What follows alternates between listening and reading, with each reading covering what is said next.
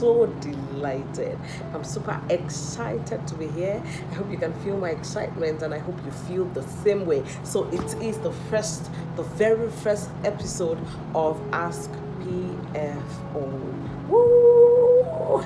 Yes, the drums are rolling because this is the beginning of something huge, and I am so glad. I feel so blessed to get to do this at this time.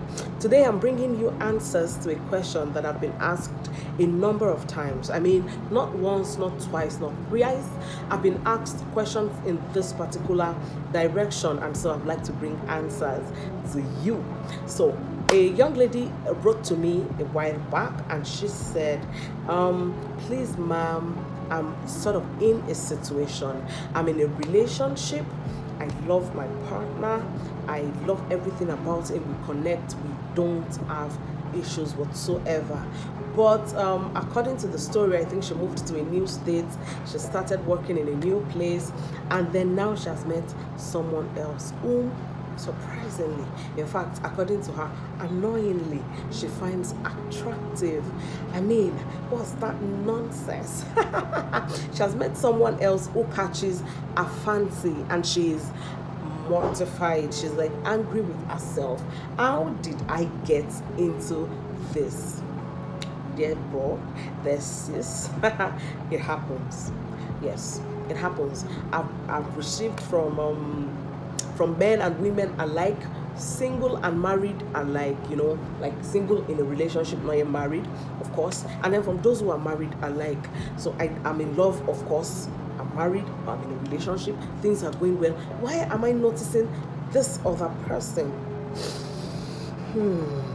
Let me answer you. Let me answer the question. It happens. Yep. It does happen. So you are not strange. Nothing is wrong with you. It happens. But then there will be a problem if you don't do something about it. If you don't do something about it as fast as possible. So what can you do? Or what should you do if you find yourself in this situation? Number one, is this even number one or the major point? If you find out that you are beginning to notice somebody else, you're beginning to feel an attraction to somebody else, what you must do is give them gap. Did I say give them gap? No, let me change that. Give them a lot of gap. It is that simple. No matter how fair a fire is, if it is not fueled, if it runs out of fuel, it has no choice but to die. That is exactly how this is. If you don't fuel it by being in proximity with this person, the feelings will definitely fizzle out. Why? Because love grows in proximity. Yep, love grows in proximity. So if you ever find yourself in such a situation, what you must do is give this other person gap. And your motivation will be that I love the person I'm with. We share things. We've been together a while. If you are married, for goodness sake, you don't want to destroy your home. You don't want to hurt your partner. You don't want to break the trust of your partner. It's not necessary at all. So that will be your motivation. You look at your relationship, you look at how good this person that you're with has been to you, how much you value what you share.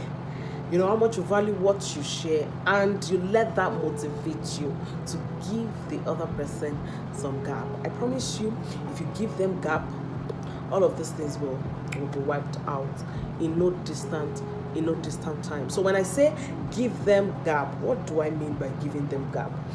Don't deceive yourself and say, I will not see them physically again, but then you are chatting all day on WhatsApp. You are wasting your time. So you have not given them gap. That's still social proximity. Even if you have done away with the physical proximity, which is seeing them face to face, being in the same room with them, going out with them, or going on walks with them, if you are chatting with the person all day on WhatsApp or on Instagram, exchanging mails and just jesting and playing, sharing things, you are still in their space. They are still in your space. So when you are giving the person gap, let it be a very long gap, both physically and socially, and you will see the feelings begin to fizzle out. All right. Okay, so what if you it has not happened yet, okay, or such a thing has not happened to you, but now you are listening to me and you are wondering that now wow, if you don't want this to be your story, if you don't want this to happen in your relationship, what must you do? Yes, what must you do? Now, if you meet somebody who is about to start catching your fancy, you will meet those kind of people, I promise you. Number one, you can meet somebody that is so like your husband or your wife that you have to notice. Problem area. You could meet somebody that thinks exactly like your spouse, you know.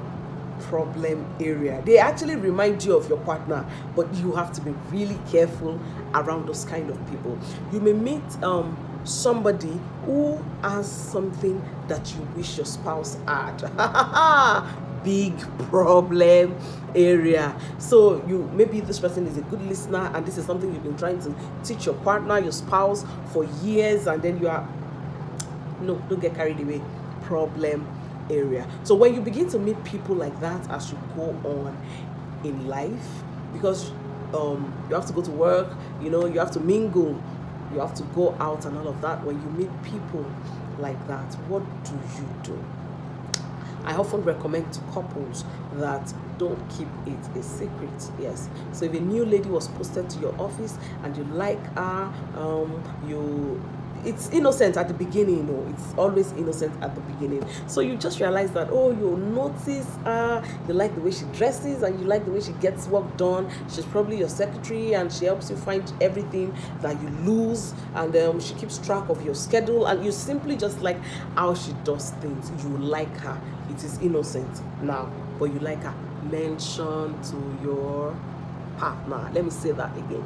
Mention to your partner, because this kind of distractions, this kind of little I wanted to say devil, but no, it's not devil as such. Yes, but this kind of things thrive in secrecy. So it is when you keep it secret, that is when it begins to grow, it begins to mature, and then it turns into something else. Bring it to the open. Mention to your partner, there's a new lady at the office, she's smart. By the time your partner tells you, hey, you have said this thing 2 times, please, what is happening? It is keeping yourself in check. It is keeping yourself in check. So if you don't keep anything secret from your partner, then there is the possibility, there's a high possibility that feelings will not begin to develop, and things will not go out of hand. All right, I hope you enjoyed listening as much as I enjoyed recording this episode. More of this will be coming your way going forward. Thank you very much. My name is Fumi Olubaki and this is Ask PFO.